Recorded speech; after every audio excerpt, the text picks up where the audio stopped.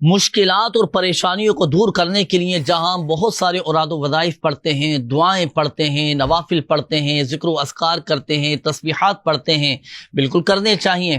اللہ تبارک و تعالی ہی مشکلات کو دور فرمانے والا ہے۔ لیکن آئیے آج ایک ایسا خاص عمل میں آپ کو عرض کرنے لگا ہوں کہ جسے نسبت حاصل ہے حضور غوث اعظم رحمۃ اللہ تعالی علیہ سے، اور اس وظیفے کو کہا جاتا ہے ناظرین چہل کاف۔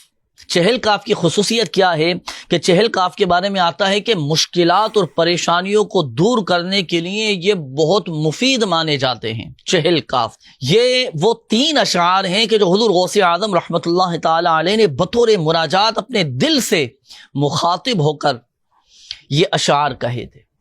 اور یاد رکھیے گا کہ ان چہل کاف میں، ان 3 اشعار میں 40 کاف آتے ہیں۔ تو یہ کئی بزرگان دین رحمہم اللہ المبین نے اپنے معمولات میں شامل رکھا، اس کو بطور وظیفہ پڑھا کرتے تھے، اور مشکلات کو دور کرنے کے لیے بہت مفید یہ مانے جاتے ہیں۔ آپ جانتے ہیں وہ اشعار کون سے ہیں؟ سنیے، کفا کا رب کا کم یکفی کا واقفا کف کافہا کا کمینہ کان ملو کا کی تکر کرن ککرل کر فی قبدی تحکی مشکشکتن کلکلکن لککی کفا ما بی کفا کل کاف قربتہ یا کوکبا کان یحکی کوکب الفلکی۔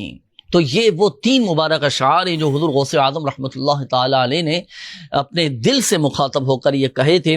تو یہ اپنے معمولات میں شامل کیجیے گا۔ اور اس کی ایک اور خصوصیت میں آپ کو عرض کروں کہ اللہ نہ کرے اگر کسی کی نظر کمزور ہو، بینائی کمزور ہو، آنکھوں کا کوئی مسئلہ ہو، تو نظر کی کمزوری کے لیے جمعے کی رات میں یعنی شب جمعہ 7 مرتبہ یہ چہل کاف پڑھ کر سرمے پر دم کر کے وہ سرمہ اگر آنکھوں میں لگایا جائے، وہ سرمہ استعمال کیا جائے، تو الحمدللہ عز و جل نظر کی کمزوری دور ہو جائے گی، اس کی بینائی تیز ہو جائے گی۔ تو یہ وظیفہ بھی مشکلات کو دور کرنے کے لیے، مسائل کو دور کرنے کے لیے اپنے معمولات میں شامل رکھیے گا۔ انشاءاللہ الکریم چہل کاف کی برکت سے بڑے بڑے مسائل حل ہو جائیں گے اور بڑی بڑی مشکلات دور ہوتی چلی جائیں گی۔